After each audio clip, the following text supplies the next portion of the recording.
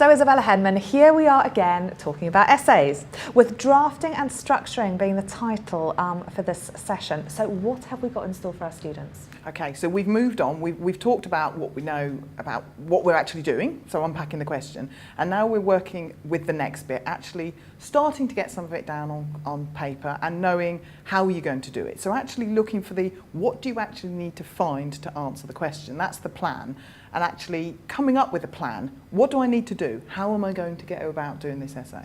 So it's this whole thing really about starting to plan your essay. Something that some students really like and some students don't really like. Absolutely, yeah.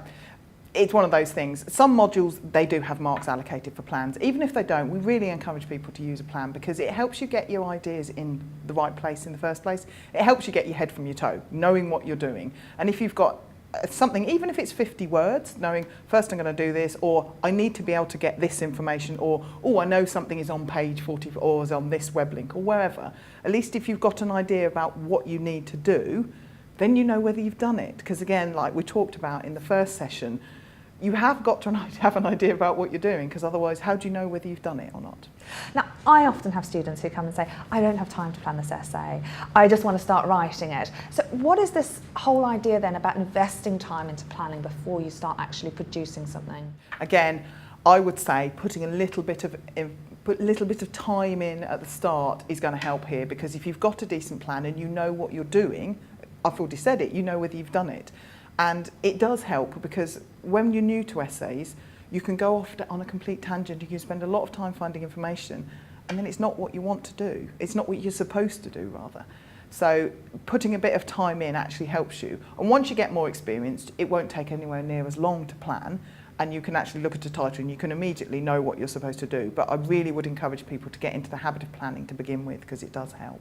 So, I mean, without going into too much detail here, because that's what we're going to do in this session, what do you actually mean then by an essay plan?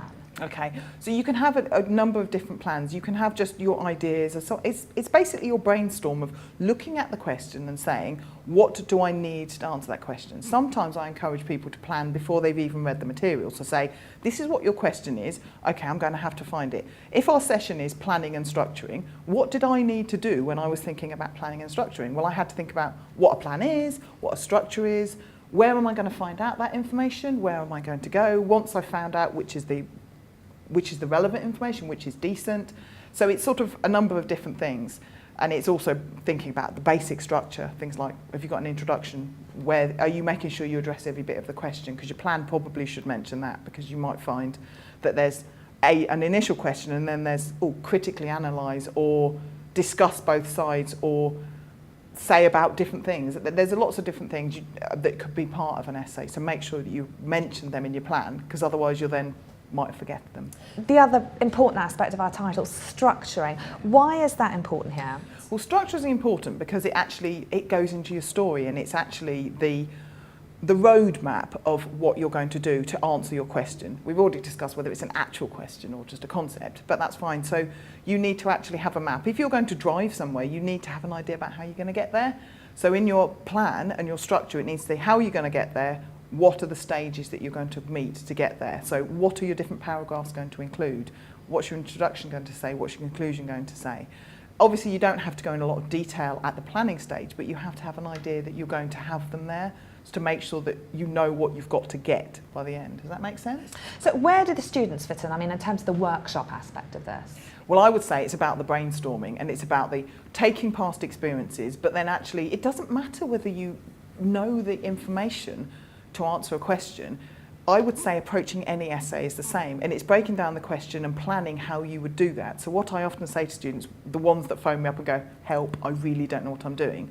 Okay, how could you answer this question? What kind of information do you need to find out? Again, taking our topic thing, in order to answer about planning and structuring, I need to know what a plan is. I need to know what a structure is. If I don't know, I've got to go and find out. So that's basically what you do. So in an essay, you've got to look at your title, I don't know this.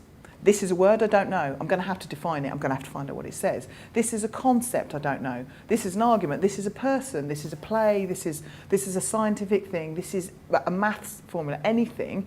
I'm going to have to find that out, and it's going to have to come up somewhere. So I'm going to have to find that out. I'm going to have to answer that, and then I'm going to have to weave it into my story to answer my overall question. So in a sense, it's almost using students as a sounding board with, well, Yeah. this is the evidence I want to use. Yeah. How does that answer Yeah. the question? And if I've said this to you, does that really make sense? Yeah. How would Yeah. you go about it? If Yeah. I said this to you, what Yeah. does that mean to you? Yeah. Because the good thing will be students from different disciplines will have very different ways. Some people are very visual learners and will just put all sorts of words on a page, or they'll draw different diagrams. Other people like to have a list. It's fine, whichever works for you, but actually sometimes it's really nice seeing, oh wow, that's a really nice technique, I would never have thought of that. That really helps me, so learning from different people. And in terms of what students should expect then from the second session, what should they expect, and is it really important that they came to the first session? They don't need to have to come to the first, but it would be really good if they could, because then at least they've got the starting, the unpacking, the question. But what we're hoping to do is give you some information about different types of plans and how you could go about planning, and then a bit of an idea about the structure, some of the basic structures of essays. And we'll do some brainstorming, we'll do the learning from each other about experiences that have worked, things that haven't worked. That's always very important to recognise it's not always going to work. Yeah. What works for one person doesn't work for somebody else, and actually saying, I did this, didn't really work. Maybe you learn from my mistake. Don't waste your time doing that. I'm looking forward to it. Let's get going.